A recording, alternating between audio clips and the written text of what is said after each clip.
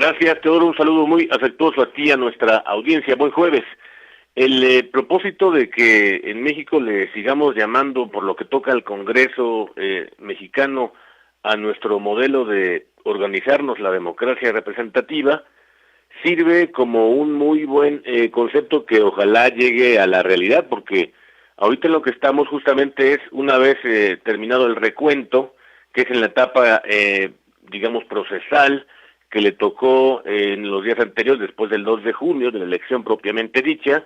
Es un proceso muy amplio, el caso me refiero del Congreso mexicano, porque si ponemos más o menos a salvo las victorias y también las derrotas que observamos, tanto de la elección presidencial y también de los 8 gobiernos locales y la de Ciudad de México, porque más o menos responden a la lógica de el ganador único que llamó un autor, en el sentido de la fuerza que tiene el presidencialismo. Más o menos eso ya ha quedado claro, de los vencedores y los derrotados en ese ámbito, y ahora la batalla me parece que se está centrando, si es que le podemos llamar una suerte de contrapesos a lo que ocurra de aquí al 23 de agosto. Es una fecha, digamos, fatal por lo que toca a la distribución del poder político en el Congreso mexicano.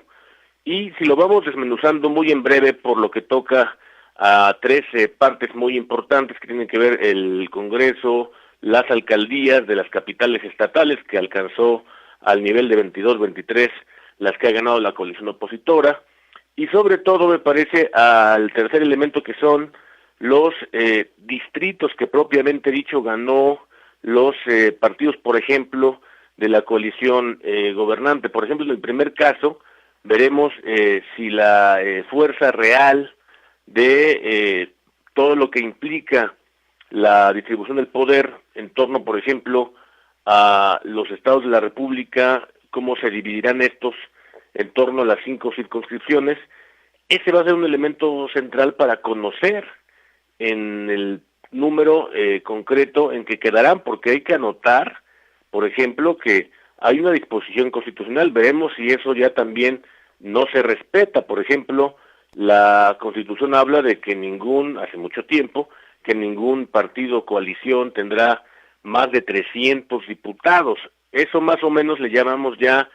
mayoría constitucional, o sea, la mayoría calificada, que implica el 66.66% de la Cámara de Diputados.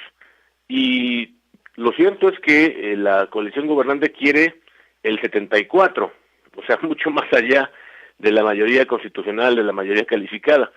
porque están interpretando, hacen esa interpretación de que ellos se tienen que ganar la sobrerepresentación que da la Constitución en el 8% cada uno, y no la coalición completa, tal como lo establece, por cierto, la ley electoral desde el año 96, que solamente es el 8% para toda la coalición que gana. Esa es una discusión desde el punto de vista legal, de los procedimientos. La segunda tiene que ver con las capitales a nivel de alcaldías, que hemos visto muchos casos en donde, por ejemplo, Morena, sus aliados, han ganado estados que habían sido la cumbre, por ejemplo, de la coalición opositora, o por lo menos del PAN en los sexenios anteriores. Está, por ejemplo, el caso de Yucatán, en donde si bien ganan esa entidad, lo cierto es que el caso de la capital, en Mérida, gana la coalición opositora. Más o menos algo semejante ocurrió hasta en 23 capitales de los estados, lo cual no es poco decir, sobre todo por lo que toca a la fuerza de ese voto diferenciado, que va a ser muy importante anotarlo al momento en que se comporten las fuerzas reales en los congresos locales, que ese es otro asunto, que si bien Morena tiene 23 o 24 congresos locales para él o para sus aliados, juntos todos como coalición, lo cierto es que la lógica local tiene, desde luego, otro comportamiento muy distinto. Lo tenemos también en el caso de Morelos, en donde también la capital estatal hace más o menos, tiene la segunda ocasión en que se desempeña la coalición opositora, llámese el PAN y sus aliados. Más o menos eso se ha extendido por el país. Ahora, lo tercero tiene que ver también con el nivel en que se van a comportar estos procedimientos de aquí hasta el 23 de agosto, porque lo cierto es que hemos de confiar en una palabra, en lo que decidan las autoridades administrativas. Por ejemplo, hacia esa última semana de agosto, al INE le va a tocar poner todos los diputados, los 500, asignarlos, y después le va a tocar ya al tribunal la calificación, pero a partir de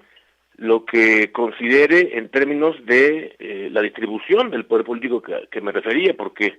debe hacerse una interpretación basada en la Constitución y en la ley, sobre todo este ángulo importantísimo que es la sobrerepresentación, para que no ocurra, por ejemplo, lo que estamos viendo en la estadística electoral, por lo pronto, porque estamos a fines de junio, casi, en donde vemos que el ejemplo, uno de varios, es que el Partido Verde a nivel nacional tiene 3 distritos ganados y tiene 57 diputados de mayoría, porque hacen una asignación directa entre partidos para después, si bien quedarse con los votos, beneficiarse después con las sillas de RP, con los plurinominales. Es un asunto desde el punto de vista de los procedimientos, no se olvide, pero también es un asunto de las dos cosas, legalidad por un lado y también legitimidad. Pero lo importante en este largo camino que por lo menos desde el punto de vista de la Constitución y de la ley, veremos si le seguimos llamando a ese modelo de activa. Ese es el asunto para ganar o perder desde el punto de vista de las personas concretas, Teodoro, porque allí depende la construcción de un clásico que está siempre puesto en la mesa en la teoría y en la práctica, que es para todos, cómo es y cómo lo vamos a hacer en adelante estos años tan difíciles que vendrán del futuro de la democracia.